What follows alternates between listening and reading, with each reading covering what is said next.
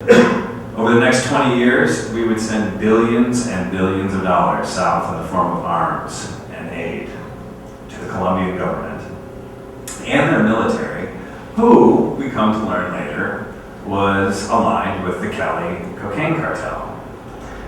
The U.S. also armed, trained, created, supported a group called the AUC, the Autodefensas of Colombia. It's a right-wing paramilitary group. They controlled over 40% of the cocaine trade in Colombia, and we were arming and training them to go fight the FARC, which is the other half of the Colombian. The FARC is the left-wingers, the AUC is the right-wingers, except the FARC controls 84% of the cocaine trade, and yet that's where all of our resources are found.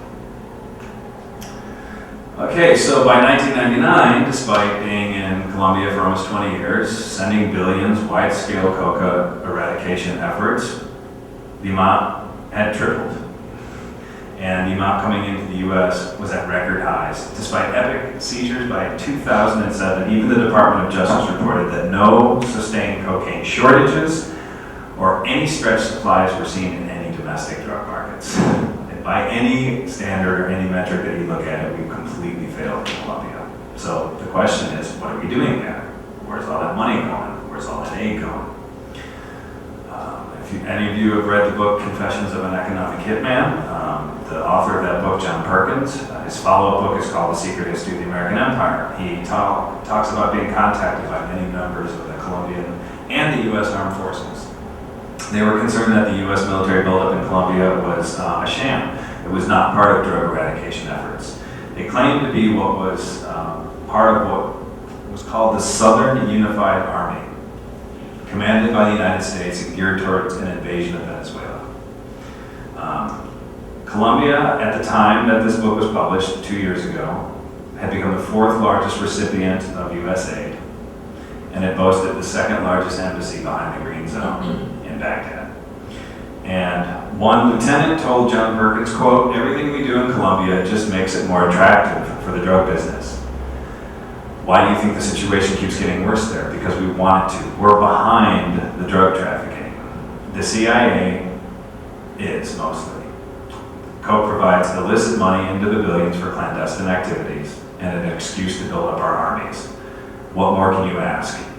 We're there to protect oil and to invade Venezuela. The drug game is just a smokescreen." This also appears to be the case in Afghanistan. Before we invaded in October, the Taliban had put a moratorium that killed all poppy production. The public story for this was that they wanted more diplomatic recognition from the West.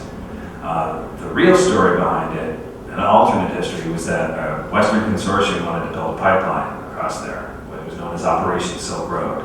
The Taliban didn't like the terms that they were given. And we didn't like the fact that the Taliban didn't like our terms, so we threatened to invade and bomb them. So the halting of the poppy trade was an act of economic warfare that the Taliban did against the West. What it essentially did was dropped some 3,500 metric tons of opium out of the world market, that equated to about $500 million. And it was right on time. It also strangely coincided with the failure of the tech bubble and the loss of when the economy bottomed out the first time. So we invade in October, and within a year, it's right back up to where it was. And all that money's put right back into the world economy. $400 to $500 billion within 1 year. So by last year, 6 years after so-called poppy eradication efforts began, opium cultivation had gone up to 9,000 tons. So it had tripled. This seems to be like the magic number. We go in someplace and then we triple drug production within a few years. It had tripled. 90% of the world's opium and heroin now comes from Afghanistan, under U.S. occupation. So you put two and two together. In a less dramatic postscript to the 90s, during the Balkan Wars, the U.S. armed, financed, and trained the Kosovo Liberation Army, who were also known drug traffickers as well. They were part of the same Middle Eastern trafficking network. So, has anyone ever talked about this? How do we not know about this? Why haven't we made a big deal out of it? We actually have, and many times. When Alfred McCoy published his book in 1971, the CIA tried to have him killed while he was doing field research in Laos. This has popped out throughout the 80s. Various DEA agents came out, Celerino Castillo, Michael Levine, they all published books. They all said, I've seen the military loading cocaine, I've been turned off of active investigations, I know that they're involved, I know the CIA is involved. Nobody ever believed it. And if they did believe it, they always thought, well, you know what, they're doing a good thing. They're fighting the communists, they're keeping America safe. But it doesn't, sometimes you gotta get, what did Cheney say? We gotta go over to the dark side, we gotta play in the shadows for a while, right? Well, except that there was this one problem, see, is that we kept dumping the drugs on our own people, and primarily African Americans. Historically, it's been any ethnic minority, but we're talking about a very specific problem that began around the time of World War II. The mafia starts trafficking drugs. I'll get into this later, but they concentrated in African American communities. When crack hits, it's concentrated in African American communities. And in 1996, there was a reporter for the San Jose Mercury Star, his name was Gary Webb, and he published a 3-part series called Dark Alliance. And he was able to connect the Contras and the Contra funders and drug traffickers that were representing Colombians with a South Central Los Angeles gang leader named Ricky Ross. And that introduction was made in 1981. And by 1982, Ricky Ross had the country's first national crack distribution rate. He was able to buy super high quality cocaine at a super low price. He was able to outbid all the competitors.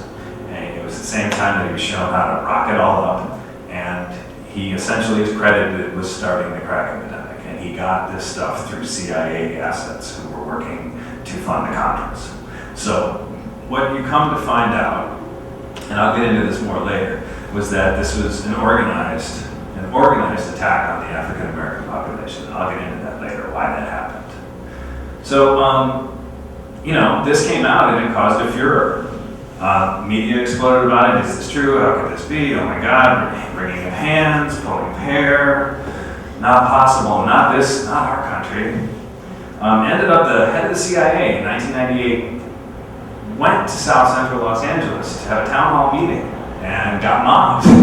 And this is where Michael Rupert confronted him and said, I was an LA narcotics investigator. I was almost killed by the CIA because I wouldn't protect the drug trade.